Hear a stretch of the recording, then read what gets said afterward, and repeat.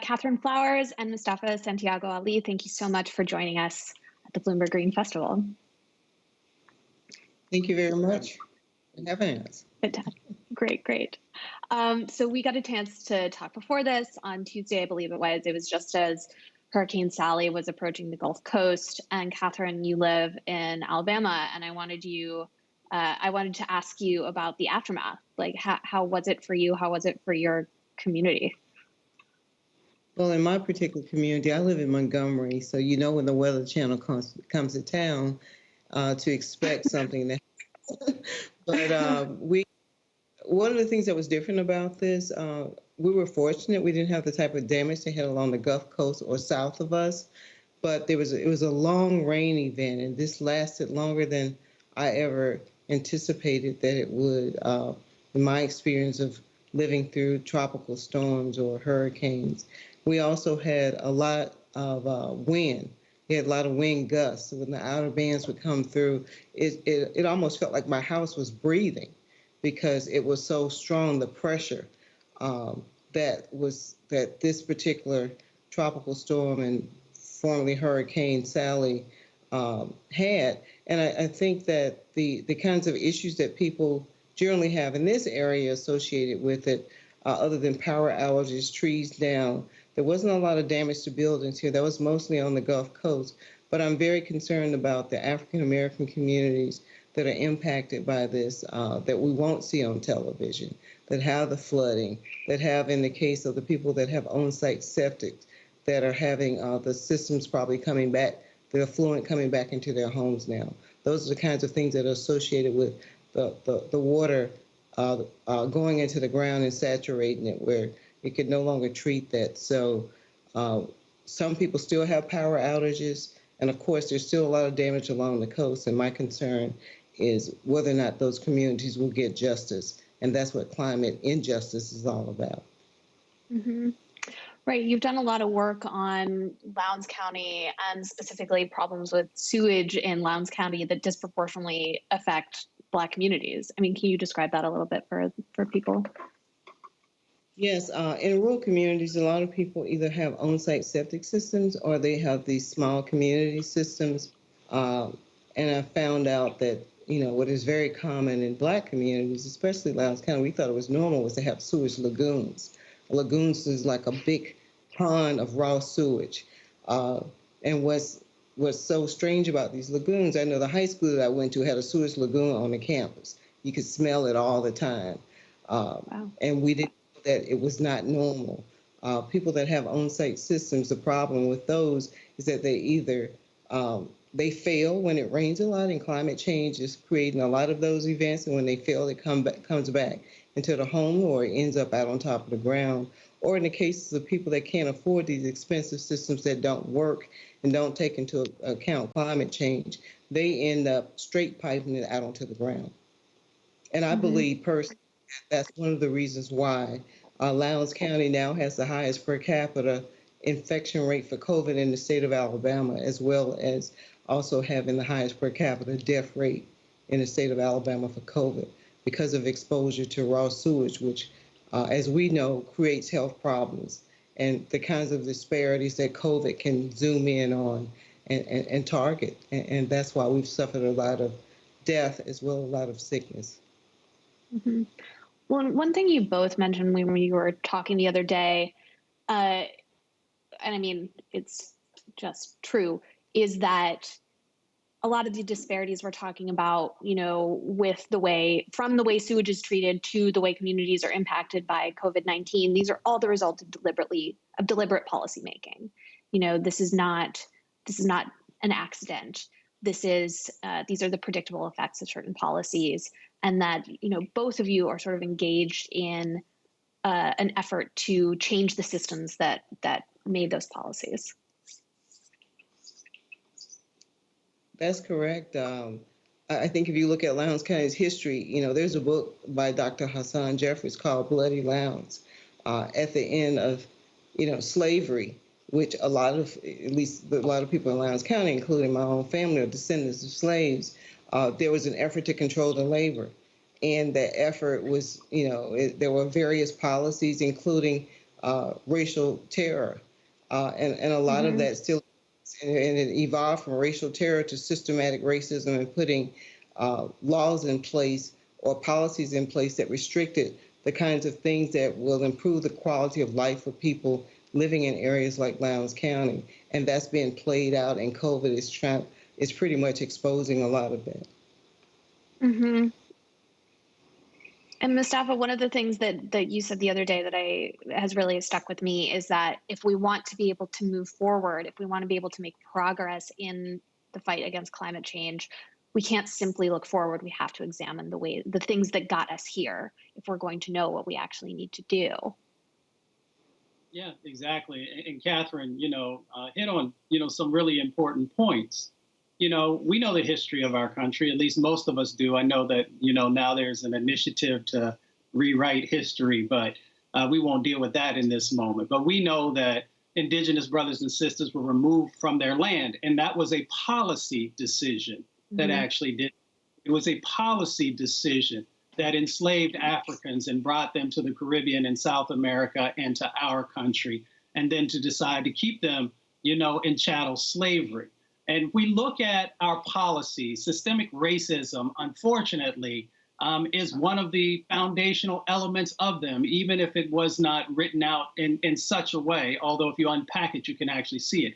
If you look at our housing laws, you will see racism inside of them, and not just being inside, but actually the effect of it by where we have placed folks, and restrictive covenants, redlining, all these things that have moved people into certain areas. We were often, and when I say we, I mean people of color, were often pushed into certain areas that were labeled as undesirable. We would be in the swampland, we would be in the floodplains. And of course, as people began to build their homes there, and now we see these additional impacts that are happening from climate change, people are in the crosshairs of what's going on. If you look at our transportation laws, it was very clear that it was designed to bring wealth into certain communities, to actually drop off pollution in other communities by the way that it separated folks, and then the disinvestments that would happen in that space. And if we're going to have real talk, we have to also talk about our environmental laws, where there's a lot of work that needs to be done.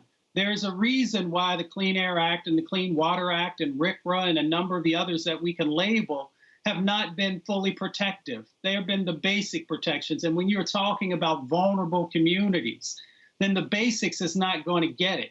When we talk about enforcement, right? So we've got right now an administration that actually, wants to pump huge amounts of money into having law enforcement in certain communities, but they refuse to also put the right dollars in to making sure that communities are not being polluted. So our policies have to evolve into the 21st century.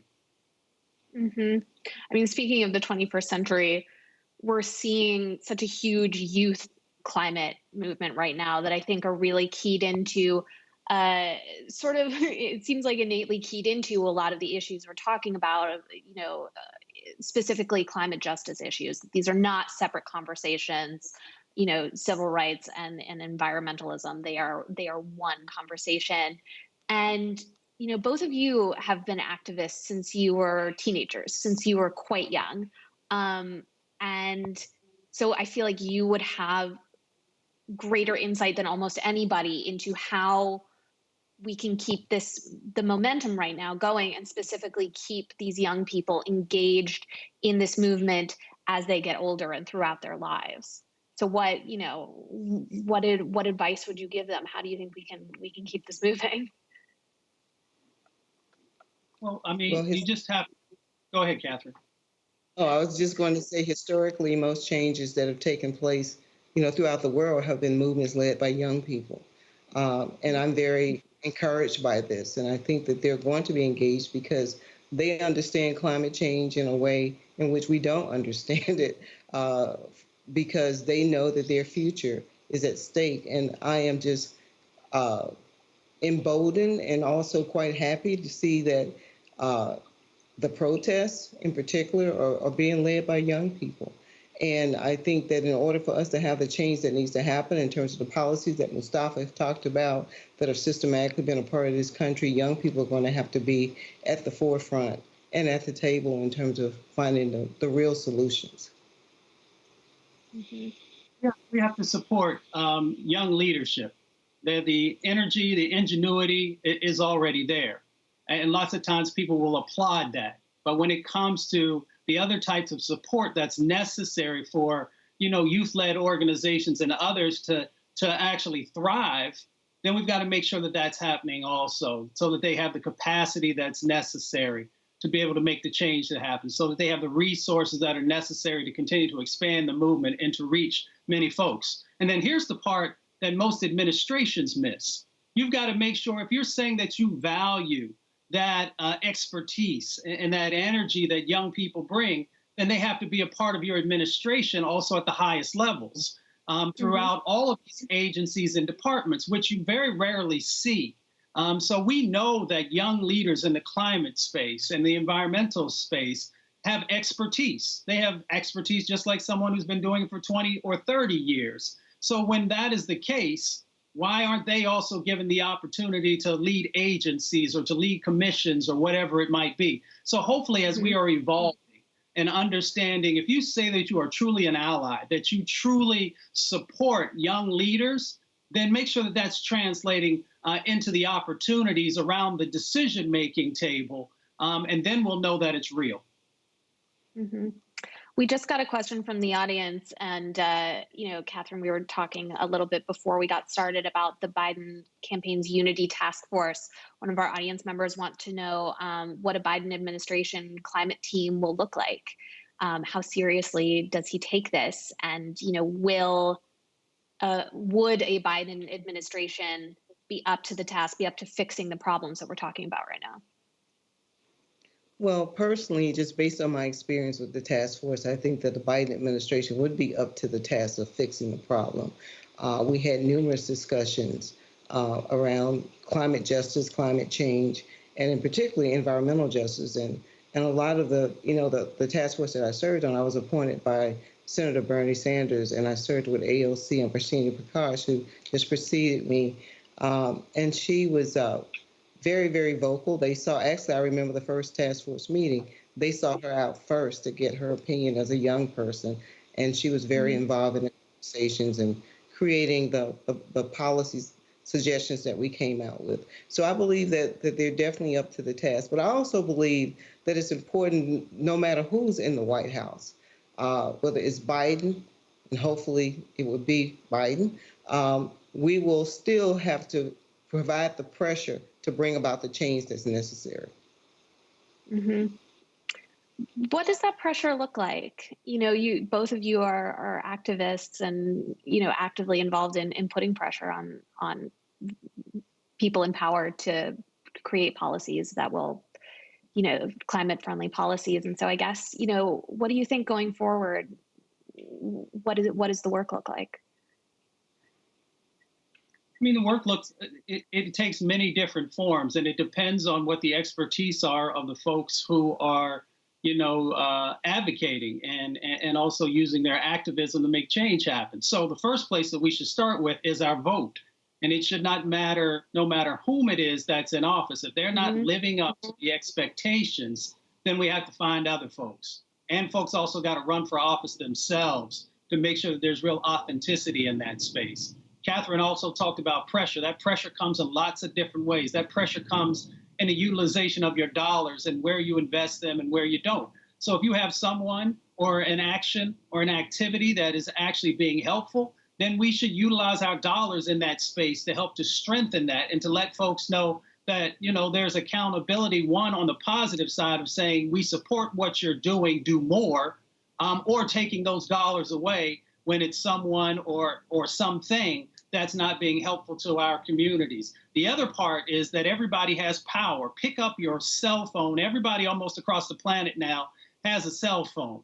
Record what's going on. Record what your expectations are. And then the other part is make sure that you're not only engaging with the politicians on this and supporting those frontline organizations, but also work with your artists and entertainers to also utilize those platforms so that they can use that gift that God gave them to also help to spread the message and the accountability. Lots of times we get in the mix, we get somebody and then we kind of back off. And we can't do that anymore. The climate emergency will not allow it, and the environmental injustice emergency will not allow it also. So just let me say this real quickly. We cannot win on climate change if we don't win on environmental justice. And sometimes we want to bring the two together only when it's convenient and then separate them and just focus on the climate aspect. With the climate problem is because of the climate or the environmental racism that was going on that folks didn't want to pay attention to for 30 or 40 years. Right. One of the things I spoke with Rev Lennox Yearwood Jr. a little bit ago, and he talked about harnessing the power of artists, exactly like you're saying.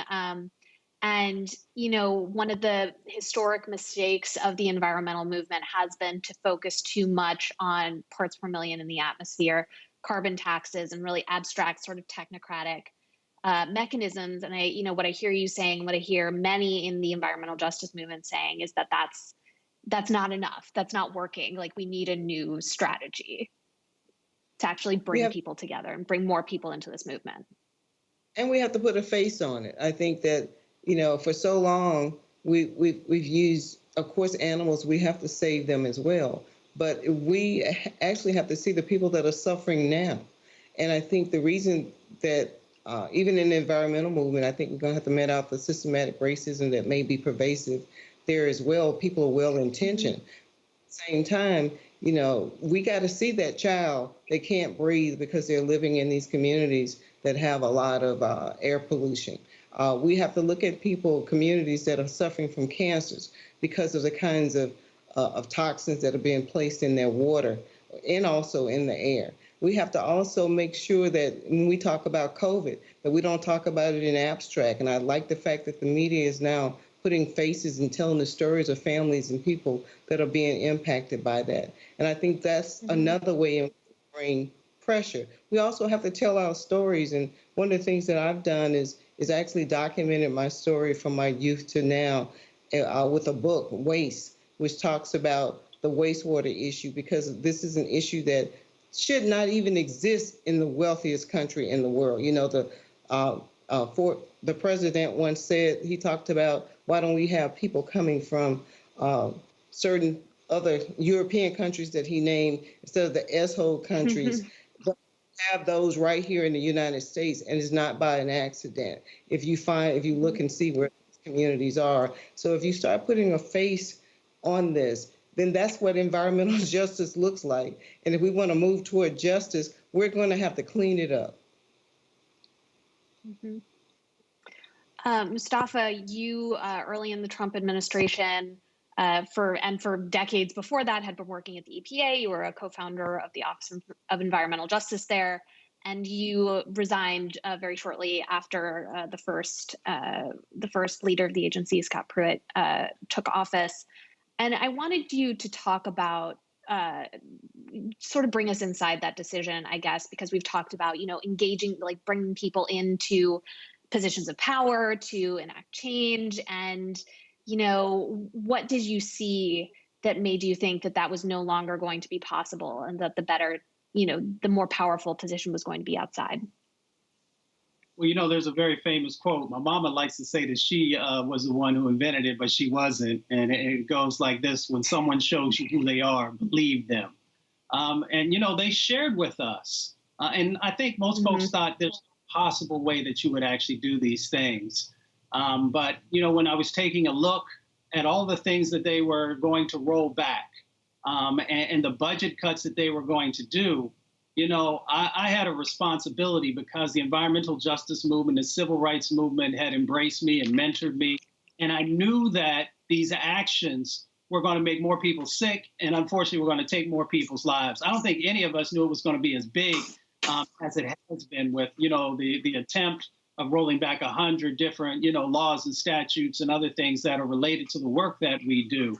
But you got to remember, even with all the good work and the progress that had been made, and there was so much more that needed to be done, the folks who are living in our communities, in these sacrifice zones, these dumping grounds, they were what we had in place was just the basics, as we talked about before. And these folks were talking about eliminating the basics, so you knew it was going to cause more problems. And now fast forward, because of the decisions that have been made, we've got over 200,000 people have now died from COVID. And as Catherine shared earlier, I hope folks who are watching this understand we've got these chronic medical conditions inside of communities of color and lower wealth white communities and on indigenous land because of the choices that continually are made. So when you talk about rolling back the clean car rule and putting more air pollution in, or you talk about, moving away from the clean power plan, or even the Paris Climate Accord, all of that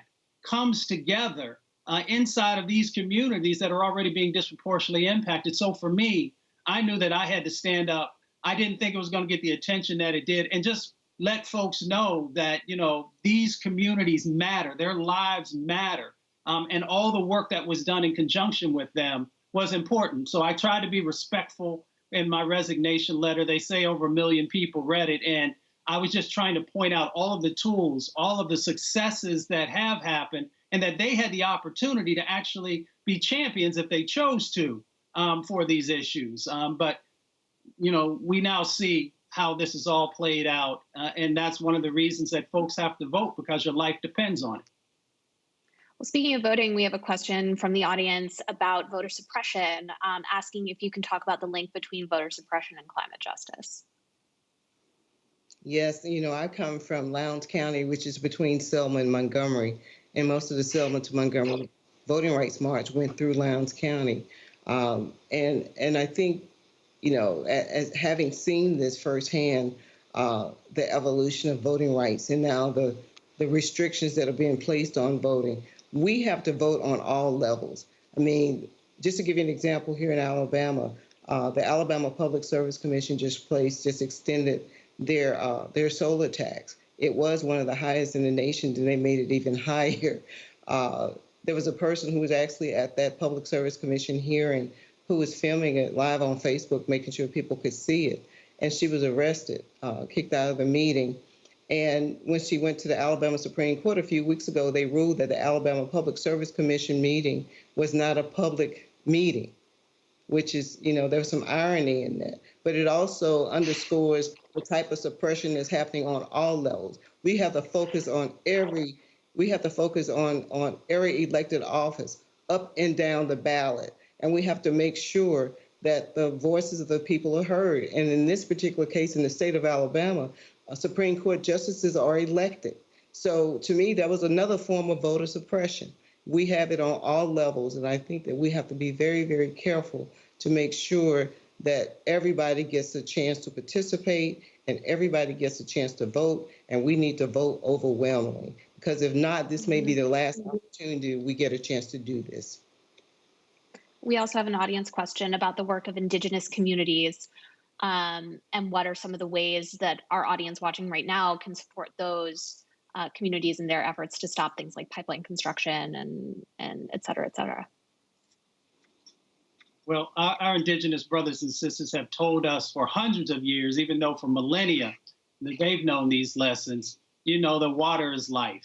And it's amazing when we have to have these pipeline fights, because we have 2.4 million miles of pipeline in our country.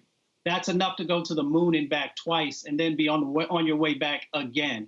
So it's ridiculous to say that we continue to need more pipeline.